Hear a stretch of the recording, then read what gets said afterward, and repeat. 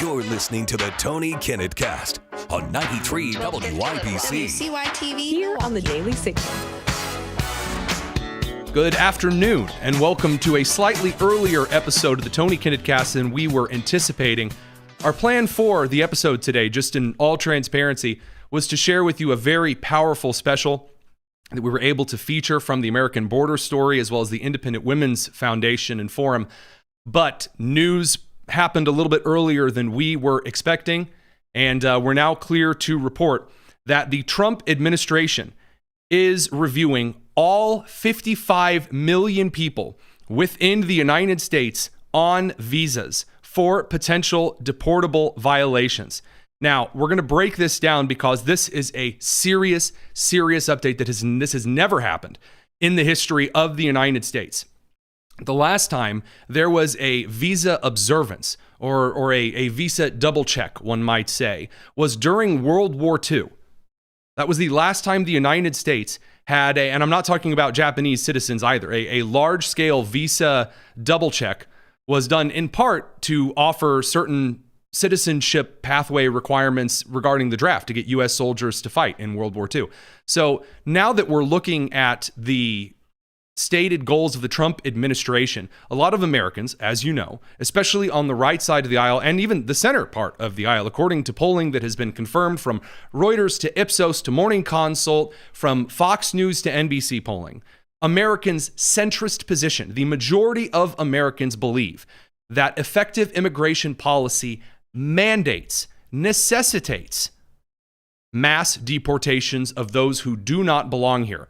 Now, reviewing 55 million visas is not the same as mass deportation of illegal immigrants, because if you are here on an active visa, then you are here in the United States legally. You say, Tony, well then what is the State Department doing? It may not surprise you to know that quite a few individuals here on a work visa, on a student visa, especially a lot of Chinese nationals, are under severe national security concerns. The amount of not just tradecraft secrets, for example, in the tech sector and the data analysis and IT sectors, have been sent back to Beijing, but also military secrets have been sent by individuals who are over here on work or student visas from Communist China or its satellite affiliates, like Vietnam, for example, and are taking photos, videos, and documentation while working as aides in Democrat offices or sleeping with Representative Eric Swalwell. We'll get to him in just a couple of minutes here. Or, of course, because, God forbid we don't just not let individuals walk up to secure military installations and start taking photos, that kind of nonsense as well. So again, according to the Associated Press out of Washington, the State Department said on Thursday afternoon that it is now reviewing the records of more than 55 million foreigners who hold, and then they hyperlinked to valid U.S. visas. So if the Associated Press is reporting this correctly, which I will give them the benefit of the doubt rather briefly here. If the State Department is correct that these are valid visas that the United States is reviewing, then these would also not include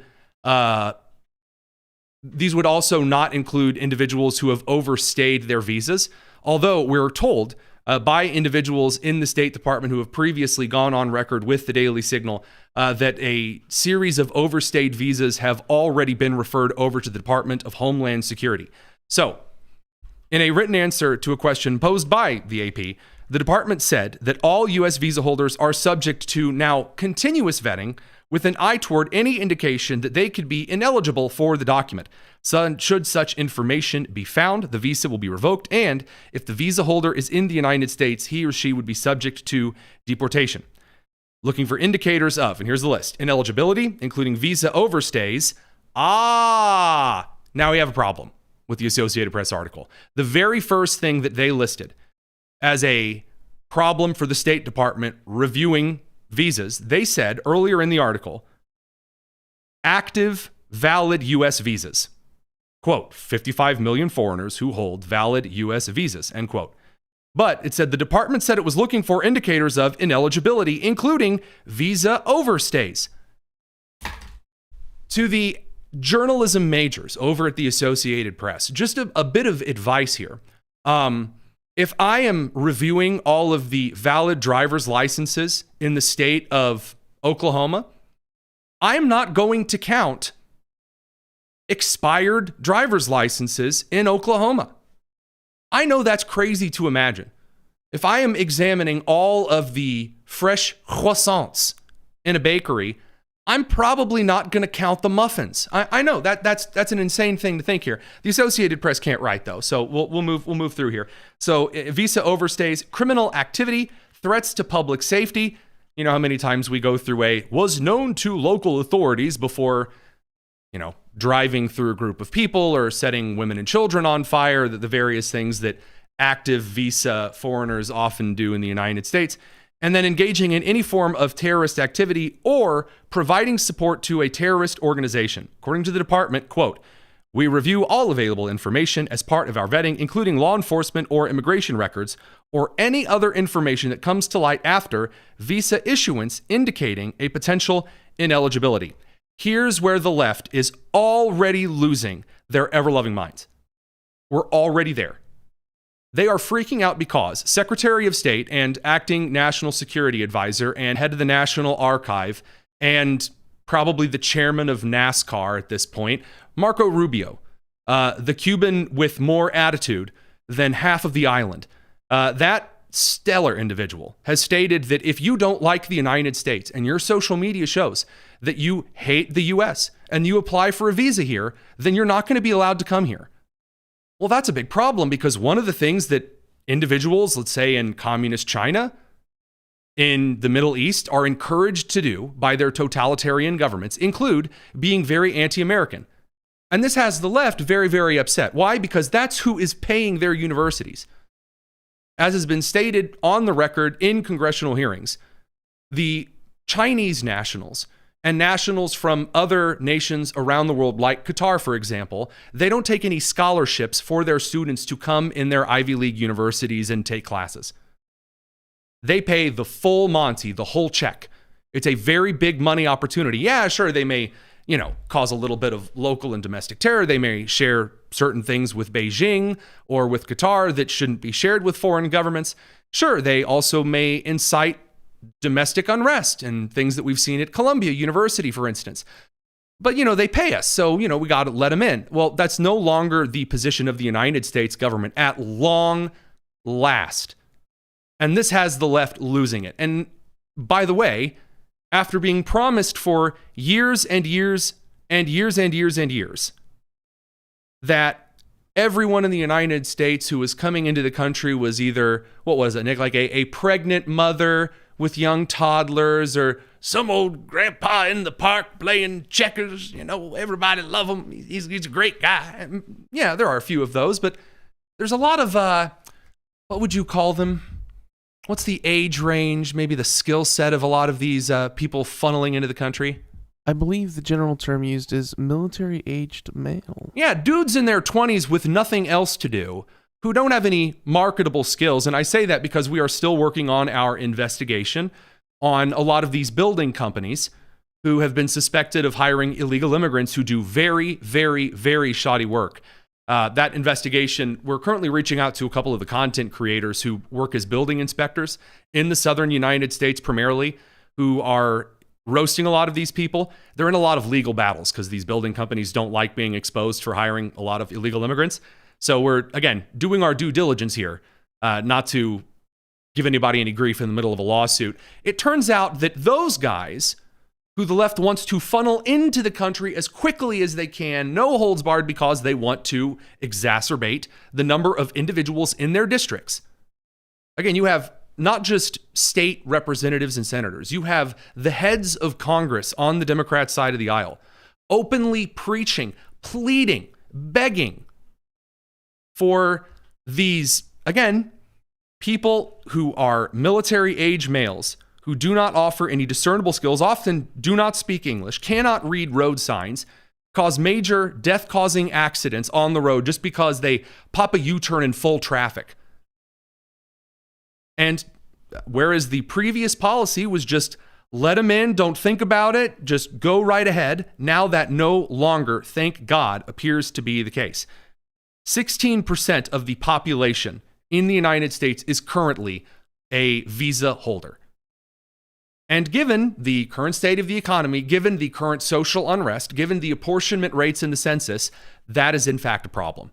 And a lot of Americans, black, white, again, of various demographics and communities, have an issue with those who come over and don't just work hard to get their citizenship and assimilate, but grab a temporary visa, overstay it, and then camp out doing God knows what for the next 20, 30, 40 years until they get caught, like a certain individual in Washington, D.C.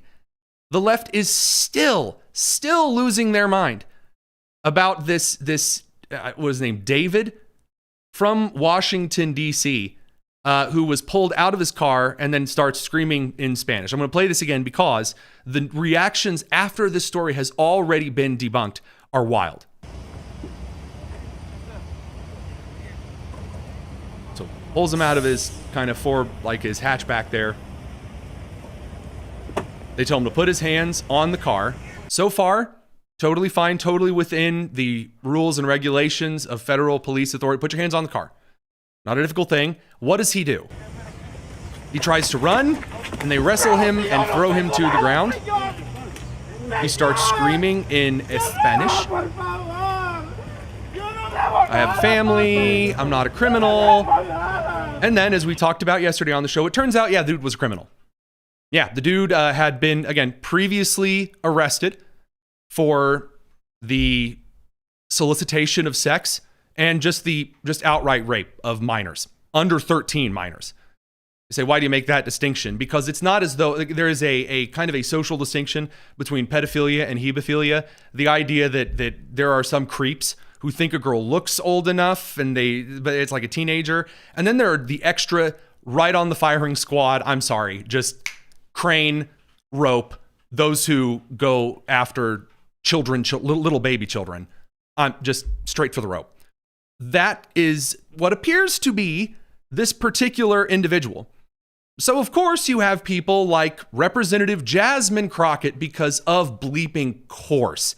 It's Jasmine Crockett. We're going to flip to this particular B-roll here, who added to her Instagram story, a man tackled to the ground in DC by ICE screams, "Please, I'm not a criminal. I work here. I want to be with my family."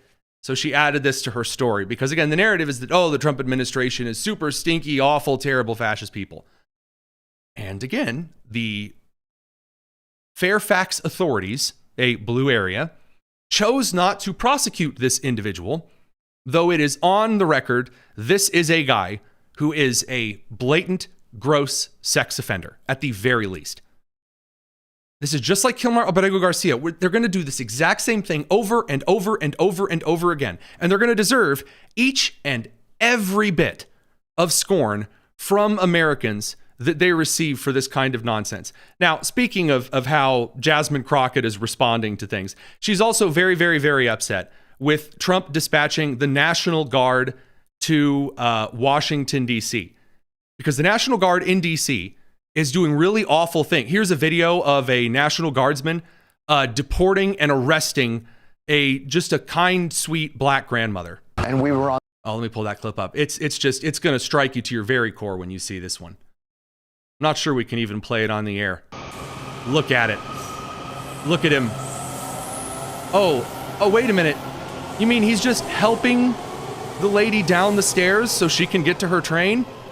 Oh, the fascism on display. What is that, a sergeant? I just can't see his rank clearly from here. Well, two things. Number one, the sergeants in the National Guard have gotten a lot kinder than I certainly thought they were. And number two, it appears that the National Guardsmen are actually actively helping the community. Now, I know, look, you're going to see a clip of a guy helping a grandmother cross the street. I understand photo ops. You understand photo ops. But I have been looking for all of these super fascismic-y clips that I've been promised would come out of the martial law of Washington. After all, Gavin Newsom has said repeatedly from his perch in California, this is where it's headed. He promised this is what's going on right now. Oh no, not helping elderly ladies down the stairs. What's next? Giving ice cream to children? Wrestling pedophiles to the ground? Oh, that's right. They are currently doing that. So again, I'm not seeing what it is that they're terrified of. Jasmine Crockett said apparently it's so bad on a podcast with Newsom. She can't even watch Handmaid's Tale anymore, which just, what's the right term here? LMAO. To me, all this stuff is connected. It's not, none of this is in isolation. Everyone has to pay attention. These dots need to be connected. You've got the National Guard being sent now, and you talk about what Republicans don't tell you. Those governors didn't tell you they're going to send them from Tennessee, South Carolina, send them from all of these other states. I don't know what he's insinuating here. Does a National Guardsman from Tennessee automatically get like more mean and racist or whatever than the National Guard in DC? He does realize that the infantry trains in Benning, right? I'm sorry, but when I was on Sand Hill, there were dudes from all over the country who, to my knowledge, would end up in all kinds of National Guard units all over the country. In fact, the Cyclone here in Indiana, which is, again, just, since we're talking units, I want to make sure which states feed into the 38th Infantry Division. Because it's not just Indiana. Yeah, you have states all over all over the country who are part of different infantry divisions. So the idea that Tennessee or Georgia or South Carolina, oh no, they're sending troops to DC, the horror. I don't know what he's going for. Again, this is a man that wants to run for president in 28. I don't think it's going to go for him. I'm going to let Crocker come in. What do you got, producer Nick? I think it's interesting how upset the Democrats get by having. So when the troops were going into LA, they were upset that there were foreign police forces somehow.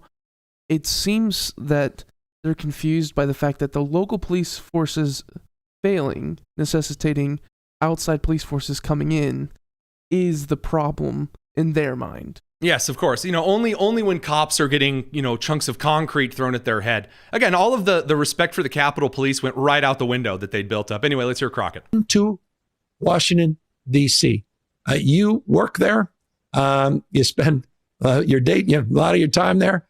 Tell me what it's like in D.C. Tell me what you think this is a stupid interview question, but we got to keep going because we got to get to the interview special. Is really all about. And tell me if you think this is a preview of things to come, particularly, dare I say, around election, in the midterms and beyond. Yeah, so it's very dystopian to see. Yeah. It's funny because I used to watch like The Handmaid's Tale, and I can't, right? I never finished, and I can't watch it because it is too close to reality. And so what we're seeing is this militarization, and obviously it started in your state. I just want to say, I used to watch Fat Albert, but now that I've watched J.B. Pritzker on stage, I can no longer watch it. It terrifies me to my core. What? I couldn't watch Star Wars during Biden's presidency. The similarity between Palpatine and Joe was just too similar. It hurt me. I remember when Emperor Palpatine got up and went, "Soda!" And when Joe Biden went, "I am the Senate." Now, by the way, just really quickly here, because these are a couple of stories that are worth getting to. The appeals court has now ruled that massive chunk of change that Letitia James, Attorney General of New York, was bragging about openly. And I just want to say, not just bragging about openly, I think we actually have the particular clip here. She posted on the 23rd of February in 24, $464,576,230.62, meaning the amount of money that she was proud of having Trump was going to have to forfeit civilly in some weird lawsuit where they're like, well, he sort of he overinflated and then like underinflated how much money he had. And they brought in a bunch of business investors who don't like Trump. And they're like, yeah, I mean, Trump's been pretty honest here. And the judge was like, no. Well, the appeals court has now overthrown that. And just as a little bit of, again, just something to enjoy, Letitia James, the Attorney General, like Fani Willis down in Georgia, they ran their entire election campaign on going after Trump. Again, here she was bragging on The View that she was going to get him for all this money. She was going to get him. you also intend to prosecute him after he is out of office, correct? Joy, again, our investigation currently is civil in nature. It is not criminal. In the event that we uncover any activity or conduct, if in the event that we uncover any conduct. Listen to him cackling their coven. What a bunch of goofballs. Then, of course, her bring a check rant about Donald Trump. And that is why I will be honored when I walk into that courtroom on October 2nd. Yes, you are brave. It's the seals. It's the Well, my role is civil. But I will come back before you soon with a check for $250 million. So she's saying, I'm gonna bring you back his money. And then she got that overturned, and she ain't getting his money. So, by the way, how did the President of the United States respond to this? It's just beautiful. All I do is win, win, win, no matter what. This on his Truth Social. That's hilarious. I mean, I love it. I do. It's funny. The comeuppance that is before us is truly something to behold. So we've got a lot of other things to get to. We'll come back for a smidgen of bonus tonus here. We've got a special on a story down from the border. Although the illegal immigration influx into this country has been stopped, which is incredible after the decades-long fight that has been, there are still many families who live on the border. The United States goes all the way up to its own border. There's no demilitarized zone. Right? There are people that are living in that area, or exclusion zone. Demilitarized zone, people can still live in. There's no exclusion zone. People whose homes were up against the border were vandalized. Their wives and children were assaulted, brutalized. And there are some, a precious few, who are sharing those family stories and recovering from what outlets like ABC News and the Washington Post and the New York Times refused to cover.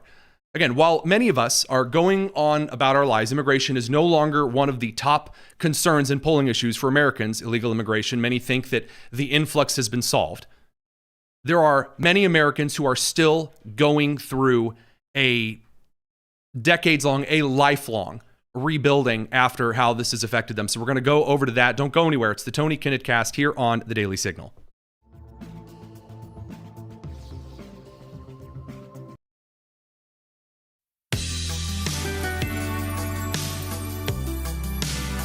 This is the Tony Kinnett Cast on 93 WIBC. Welcome back to the Tony Kinnett Cast here on the Daily Signal, nationally syndicated first on 93 WIBC. While immigration, illegal immigration that is no longer at the top of Americans' concern list, there are still a lot of stories that are, well, ongoing, considering that while the Trump administration has done a lot to solve the present border crisis, there's still a lot of families that are reeling from the effects of the fight they had to endure during prior administrations. So we've got on today Nicole Kipralov. She's the executive director of the American Border Story. She's also a visiting fellow with the Independent Women's Forum. Good to have you, by the way, right off the bat. Thank you so much for having me, Tony. Appreciate it. So when you're profiling these different stories on American families close to the border, in particular, in this case, Martin Wall, there's a ton of just decades of history that goes into this fight these families have been facing down on the southern border. Paint us a bit of a picture here regarding the Wall family. Yeah. So, first of all, I just want to say it's such an honor to be able to tell the stories of people like the Wall family, to be able to share what they've gone through, because it's really just so devastating. And I feel, that I have this sort of unique kind of obligation to that I think is actually very much related to the Trump administration's life-saving work, which comes from God. That's really the only way I can describe it. So I feel like I have this very profound obligation to really tell the raw and real stories of the victims of the border crisis. It's just it's an honor to be able to do that. But this profile on Martine Wall, it's very significant. It tells the story of someone who, represents a group that was essentially forgotten by Democrats, by the Biden and Harris administration, and by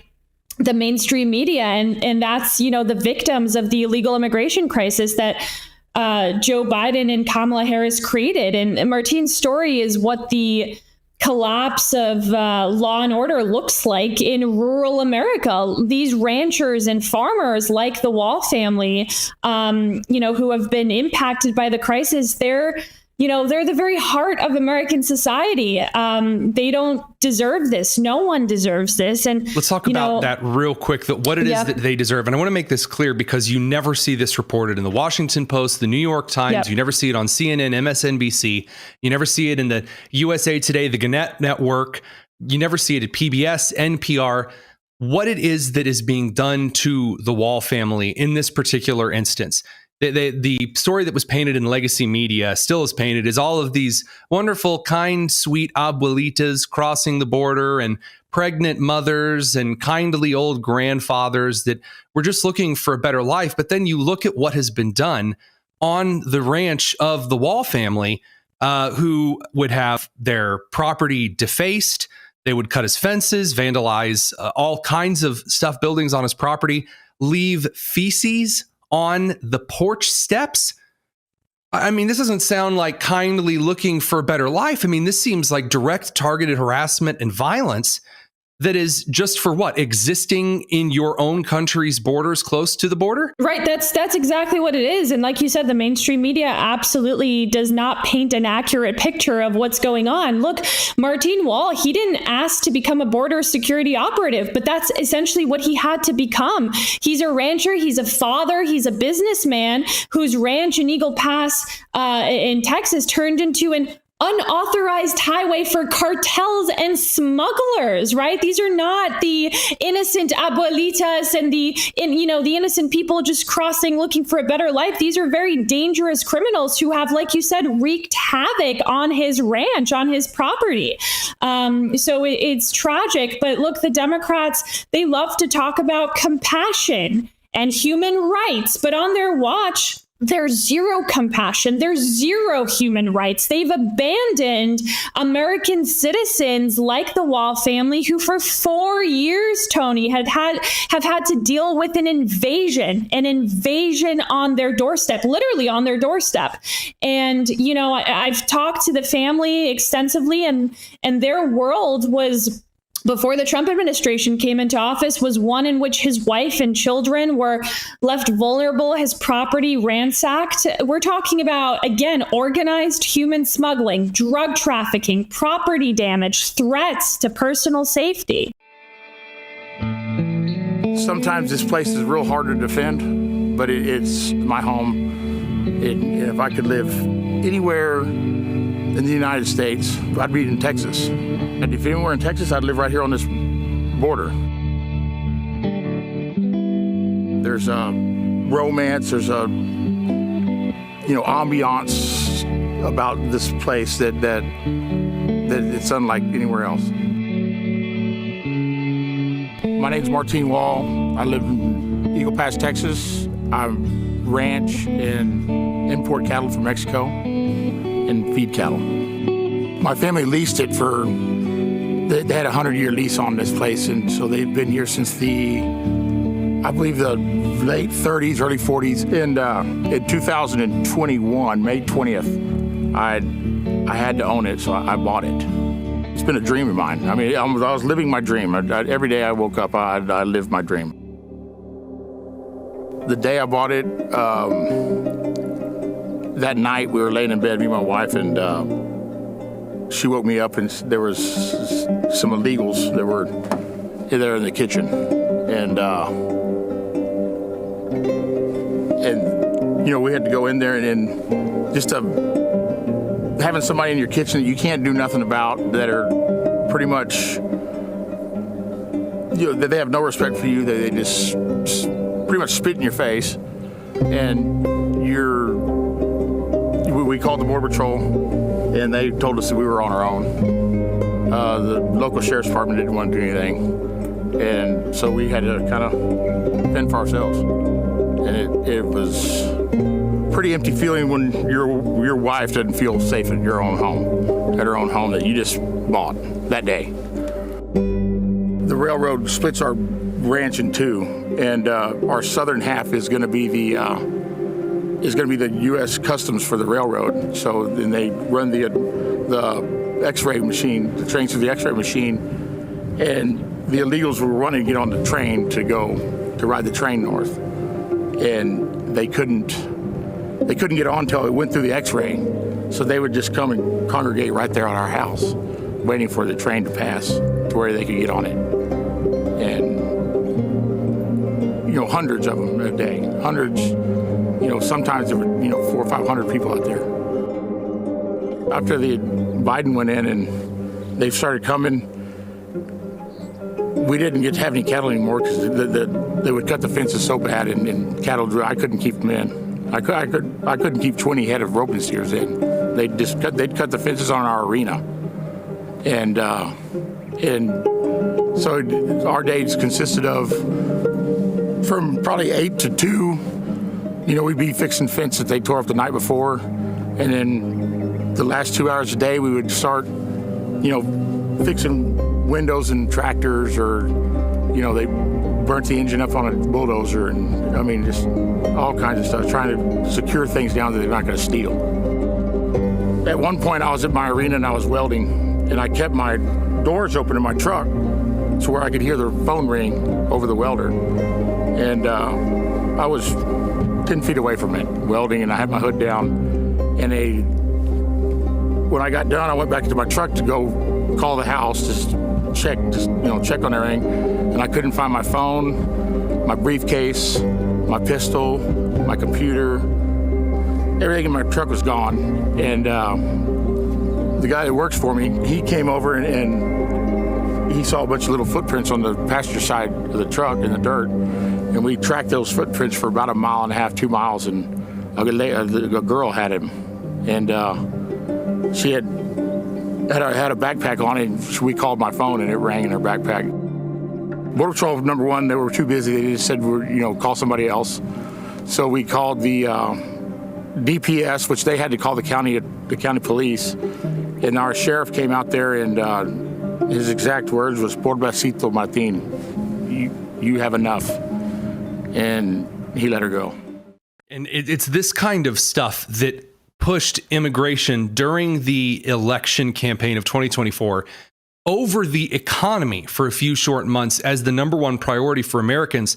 Now, the reason that is no longer at the top of the list is in part because the Trump administration came in on day one and cleaned up a massive portion of the failed policies and strategies at the southern border. And then in the other part, because he is constantly addressing the ends that have been left open regarding the illegals in the United States that are committing violent crimes, etc.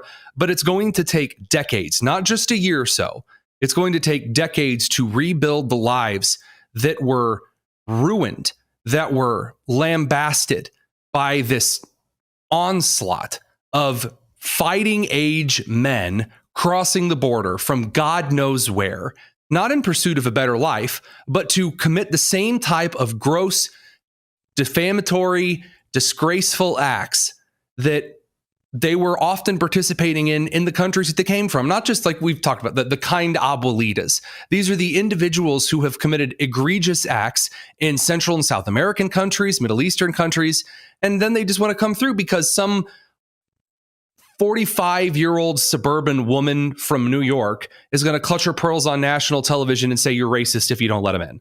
Right. It's exactly right. It's absolutely egregious. I don't think we don't even know how many victims there are out there. We just know it's a lot, and we're looking for them every day. Their families, we talk to their families every single day to try and tell their stories. And it's not just, one type of victim. It's not just people who have been killed by illegal immigrants or run over by drunk driver illegal immigrants. It's people like Martin Wall, these ranchers, these farmers. It's business owners in sanctuary cities who were forced to give up their businesses essentially to try and house and provide for illegal immigrants who were being prioritized over the citizens of that city. It's so many different types of victims. And look, this story that we did on Martine Wall, it should terrify every single American. I don't care if you are one of the few, I would say at this point, who hasn't been impacted by illegal immigration. It should terrify everyone. This isn't just about Martine Wall. He said it himself. These ranchers, they're still paying the price for Biden's border crisis, even despite everything that the miraculous effort that the Trump administration has made in securing the border. We know border crossings are down. We know they're deporting. We know they're using every tool at their disposal to keep this country safe and clean up Biden's mess. But again, for 4 years under Biden, the southern border was a revolving door. These border states and communities were dealing with broken fences, trashed land, stolen equipment. No one's talking about this. And here's the thing is that one of the important aspects of this is that Article 4 of the Constitution promises protection from invasion, and Biden and Mayorkas failed to uphold that. That was an empty feeling, just not having any, you were pretty much on your own down here. It was the Wild West. It's not Mexico. I saw very few Mexicans, very, very few Mexicans. It was everywhere but Mexico. It was Somalia, China, the Congo.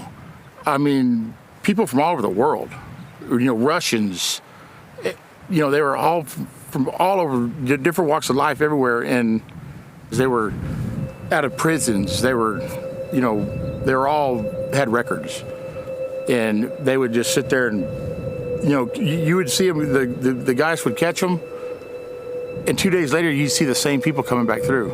They just drive them to the river and let them go, and then they'd come right back. The worst part of the whole thing was just seeing the kids with their blank look on their face because the crying was over for them. By the time they got to here, they were already over crying, and they have the most empty eyes that you've ever seen, because they're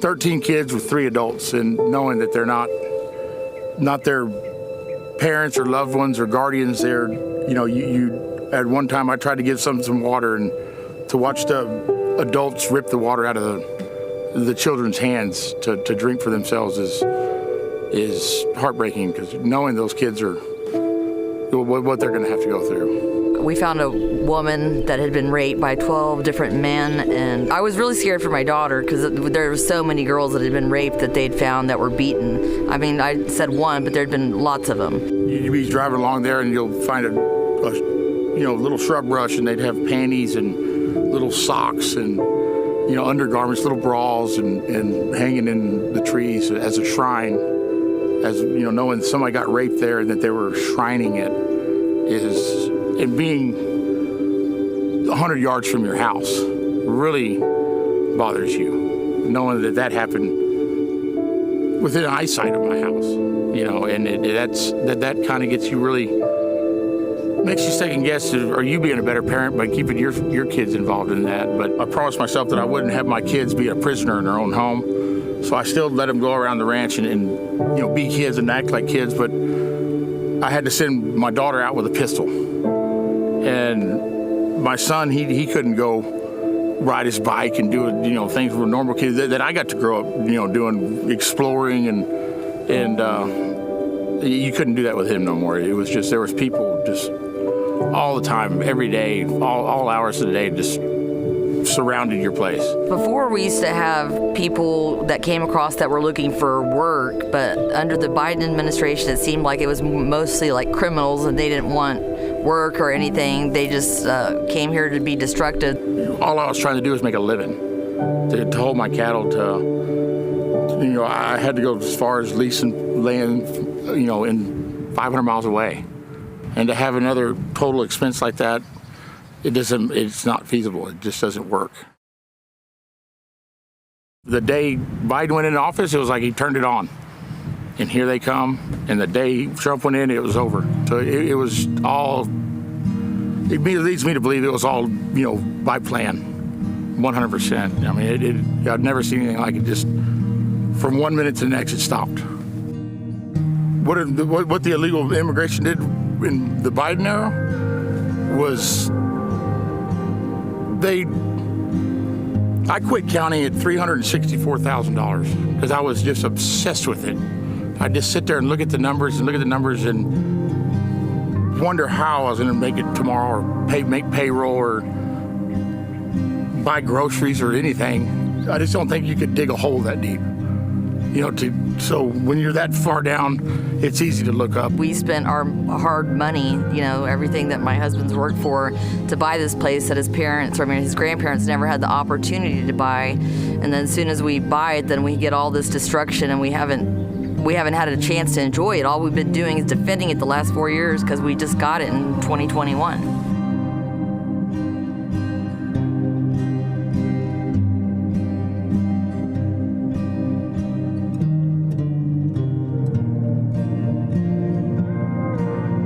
Just being alive out here is what but it was the best about being American.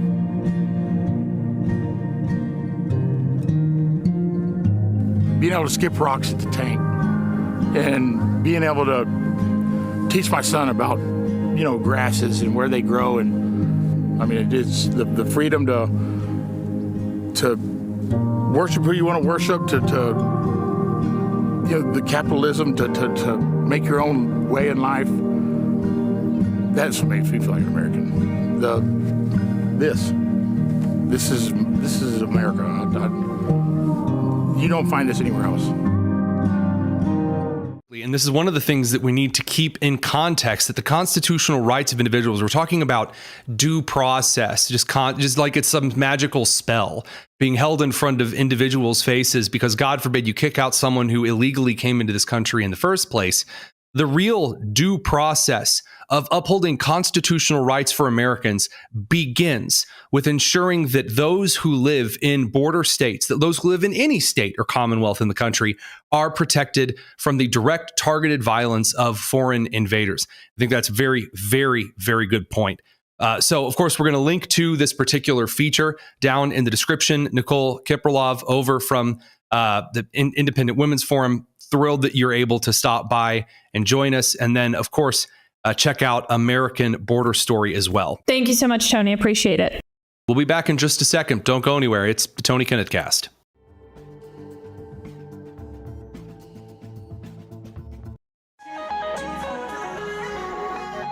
This is the Tony Kinnett Cast on 93 WIBC.